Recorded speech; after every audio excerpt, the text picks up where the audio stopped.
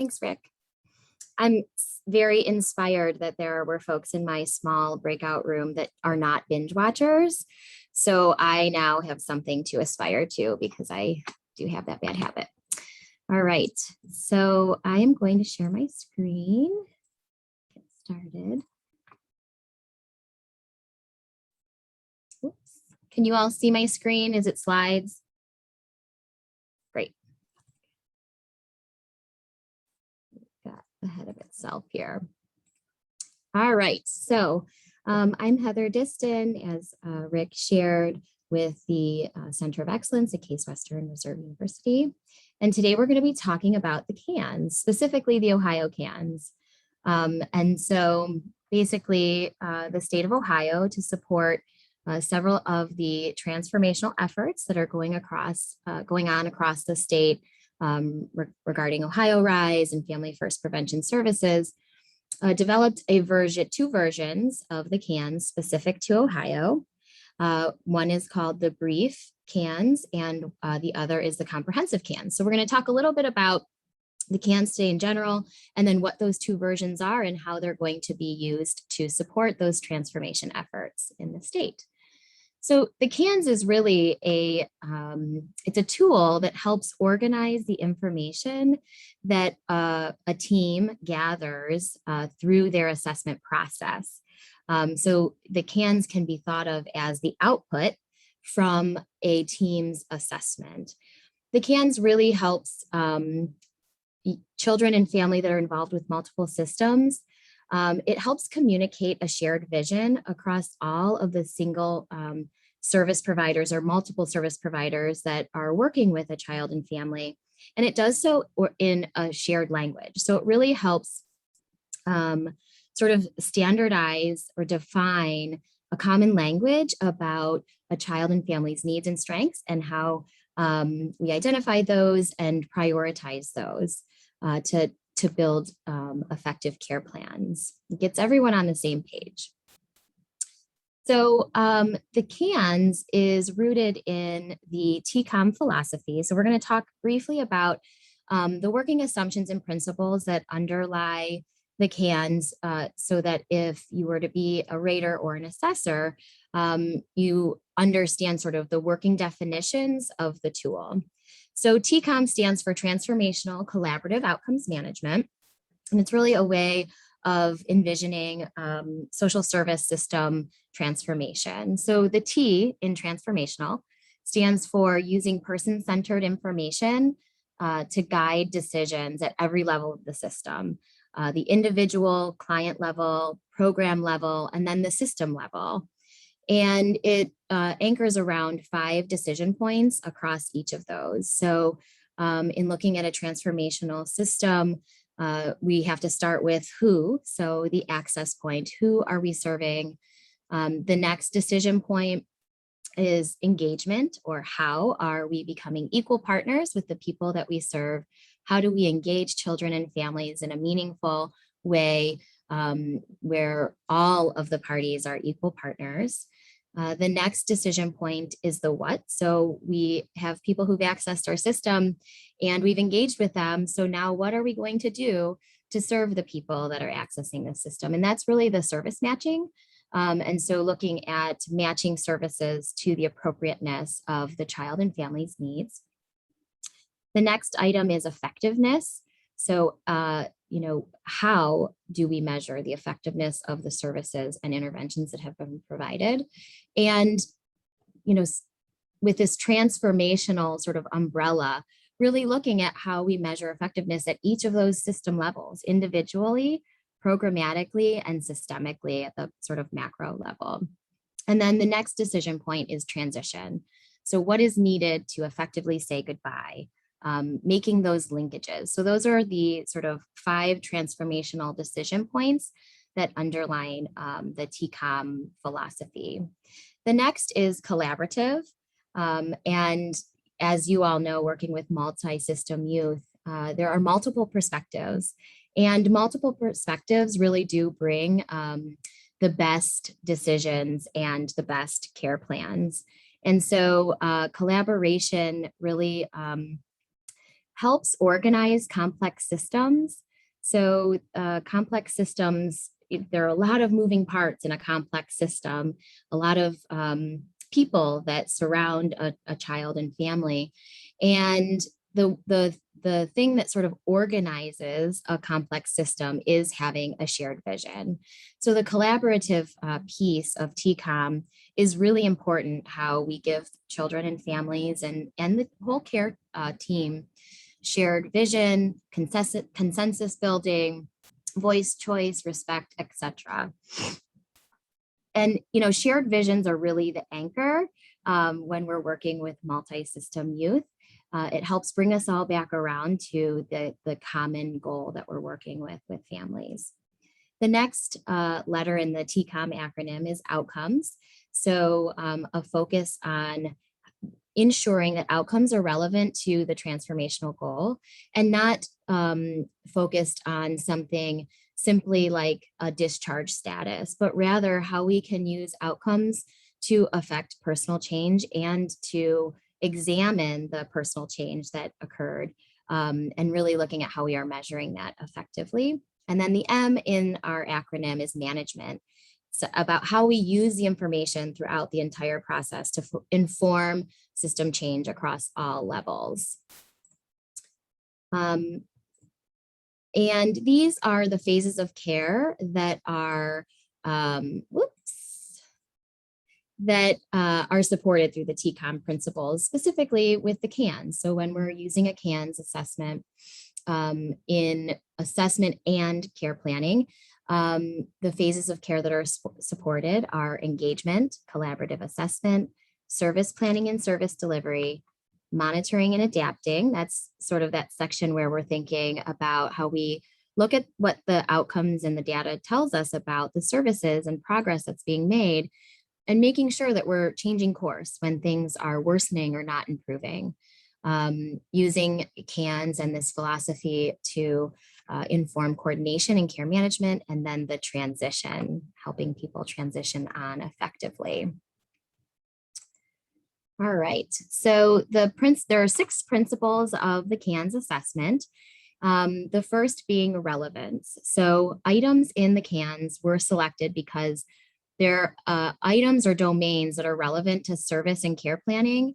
An item that exists on the domain that is rated as actionable might take you or lead you down a different clinical pathway. And so the first principle is that the items on the CANS are relevant to treatment planning.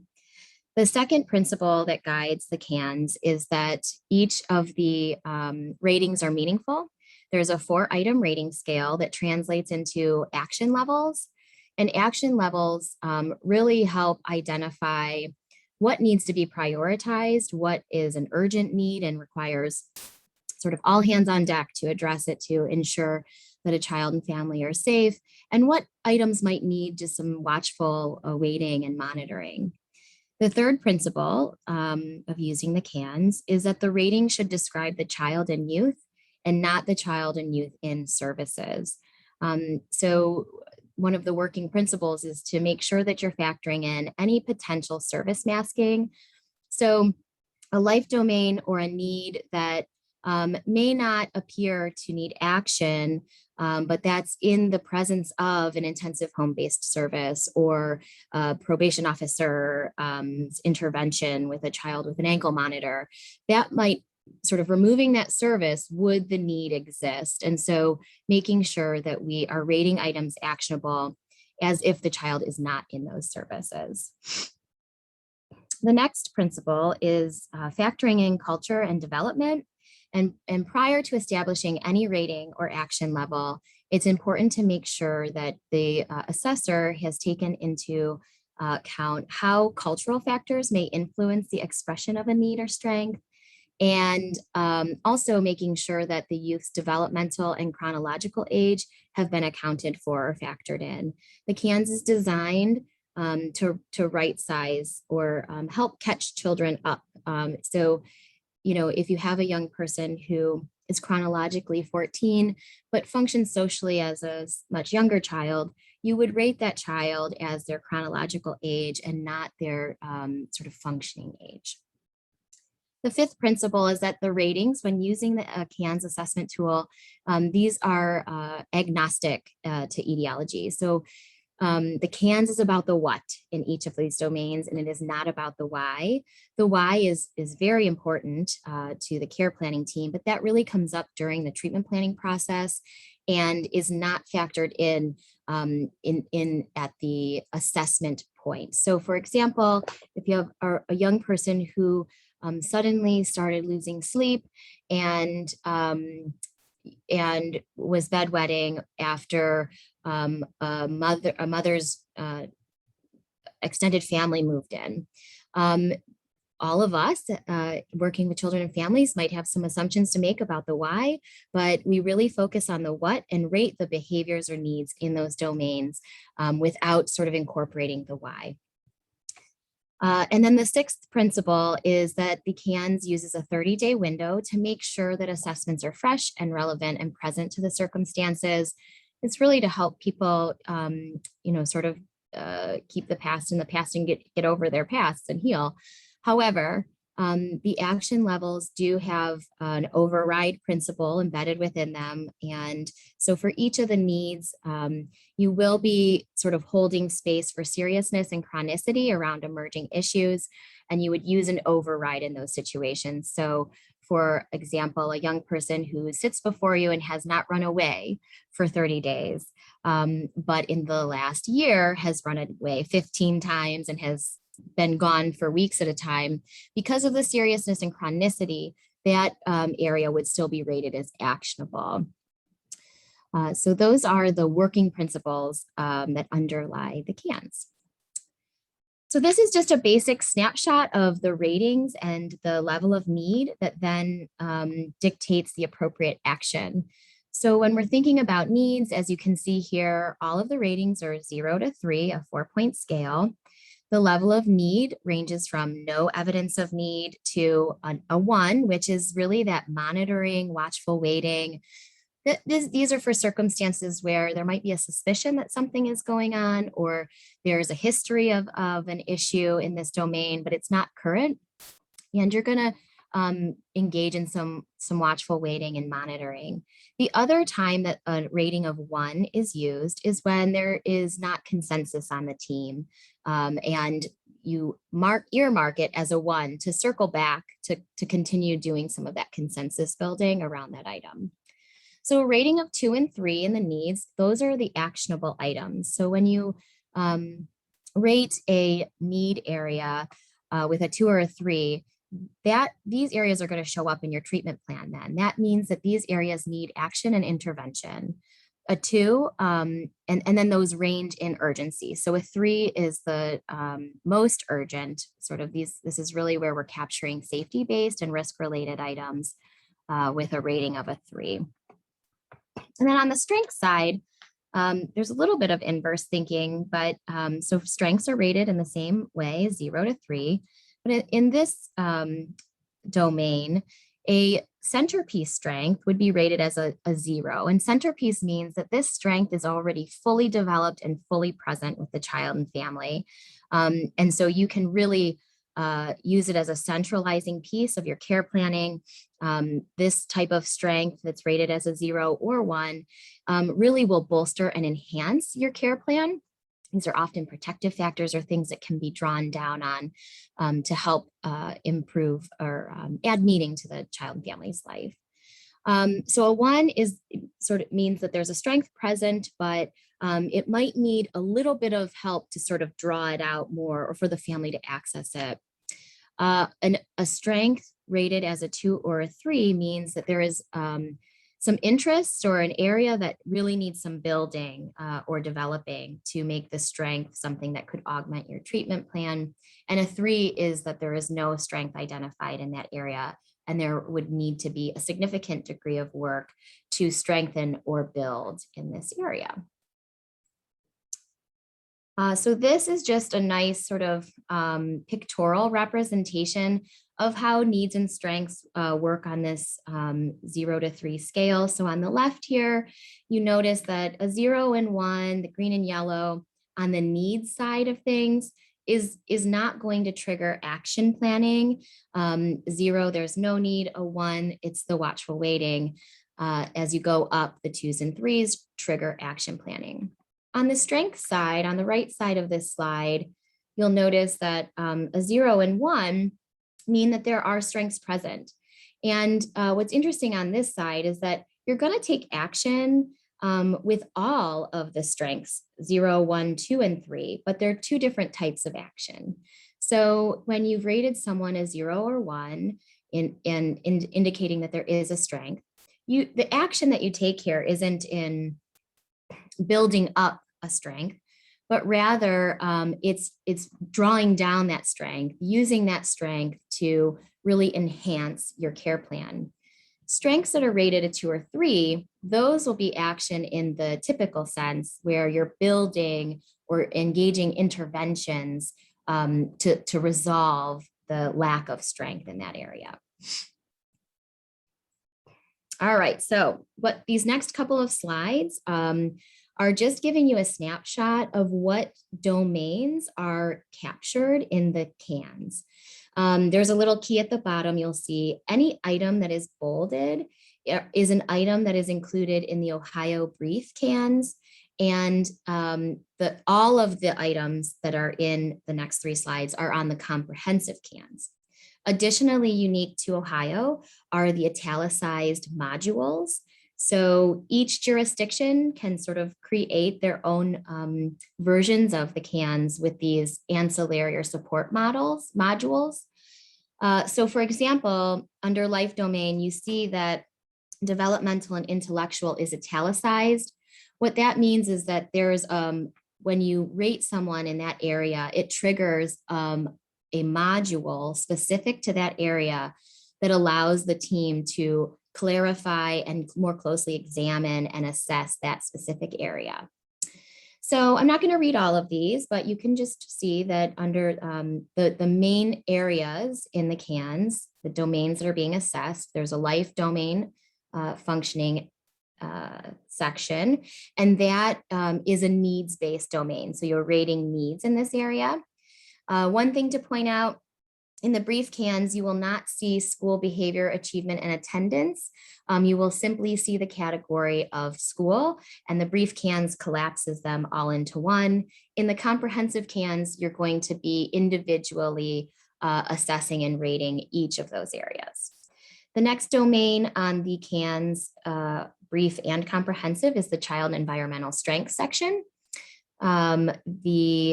So you're looking for areas of strength in the child's family, intrapersonally, interpersonally, at school, in the community, and their involvement in care. The next area is the child behavior and emotional needs. And I know that some of this may look diagnostic, but again, this is not diagnostic. These are categories of symptoms and needs that you would be assessing.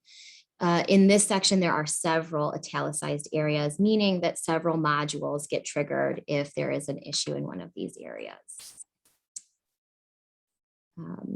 The next domain is risk behaviors. Again, several areas that are italicized for triggering a specialized module to be rated. Potentially traumatic adverse childhood experience section. This is the one section that is not a 0 to 3 rating. It's a 0 to 1. It's a yes or no that this life experience did or did not occur to the child.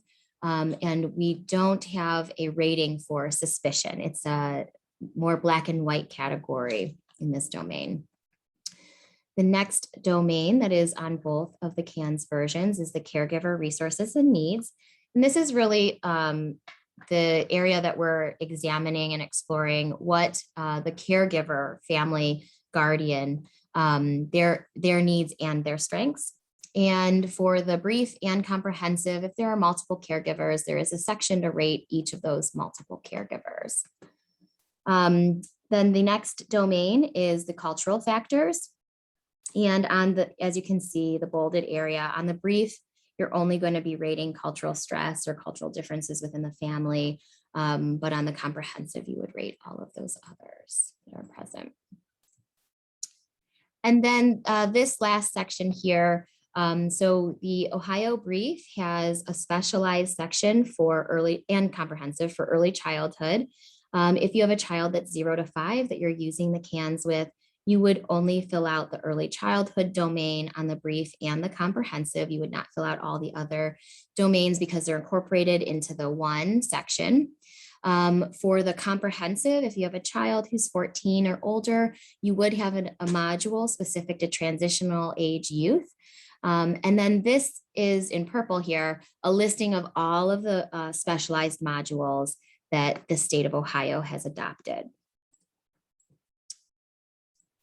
All right, so once you've completed your CANs, the team and family would identify all of the relevant needs. So all of those areas that were rated a 2 or 3 as actionable, and all of the useful strengths, those 0s and 1s, the ones that are very well developed, and the strengths that need to be built, 2s and 3s. And you would organize those into your care planning. You would develop a theory of change, which includes starting with developing a shared vision with the child, family, and care team, organize targeted needs and their strengths that can support the plan. You would then envision or anticipate the outcomes you're looking for, identify treatment objectives, and you would use reassessment CANs to monitor progress and outcomes over time. So when you think about, I know you've all received a discharge plan before that sort of just gives some information about their discharge status. When we think about an initial CANs and a discharge CANs, if someone receiving that young person's CANs receives the initial and the discharge, you're going to get a really clear, succinct picture around just how much change was affected in each of those domains over time and how much progress was made, the strengths that didn't exist that exist now. It's a really succinct snapshot of what a child and family need, where they have strengths and where they need to continue to improve, or the supports that they may need. So as I shared, Ohio created 2 versions, the brief and the Ohio comprehensive. The Ohio brief CANs is going to be used a little differently than the comprehensive version. So the brief CANs is going to be used for eligibility determination for those to be enrolled into the Ohio RISE program. The brief will also be used for the 1915 C waiver. I don't know why the C turned into a copyright. The Ohio brief will also be used to support decisions for the QRTP, residential treatment placement through FFPSA. The brief will also be used for eligibility and redetermination for those youth connected to DODD that are seeking the ICF intensive behavior support rate, add-on rate. And the brief CANs will also be used by MRSS teams, IHBT teams, and non-FFPSA qualified residential treatment placements. The Ohio Comprehensive CANs is used in care planning. It will be used for ongoing assessment, monitoring of individual and population outcomes, as well as statewide quality improvement and population health activities. This is not the full brief CANs, but I wanted to just give you a snapshot of what it looked like. So the document does include the ratings just to sort of help you for reference. You see how the strengths domain on the brief is much smaller than the comprehensive. Only a few of those items are included. Same with life functioning. So this is sort of the layout of the rating sheet for the brief CANs. Ohio also developed a decision support model using the Ohio CANs. And this is really the decision support model. Ooh, I went ahead too quickly. Sorry. The decision support model really provides a framework for making decisions about child's care, specifically related to eligibility into Ohio RISE, determining the different sort of assignment into different tiers of care coordination, as well as level of care related to qualified QRTP residential treatment and the new Ohio RISE PRTF psychiatric residential treatment facilities. It facilitates team discussion based on the collaboratively identified child and family's needs and strengths, And it's a way to provide some consistent guidance at these decision points about a child's care need. So, in order to become certified for the CANs, you need to do some training. Currently, the Prayad Foundation is doing some trainings across the state, also training the Center of Excellence, a group of trainers. There will be a mix of virtual and in-person and eventually online trainings. Once the training is completed, the applicant does need to complete an annual online certification test and receive a minimum score of 0.70. I know that was a very, very brief overview of sort of what the CANS is and how it's used. But I'm happy to take any questions, and my email is here if you have further questions.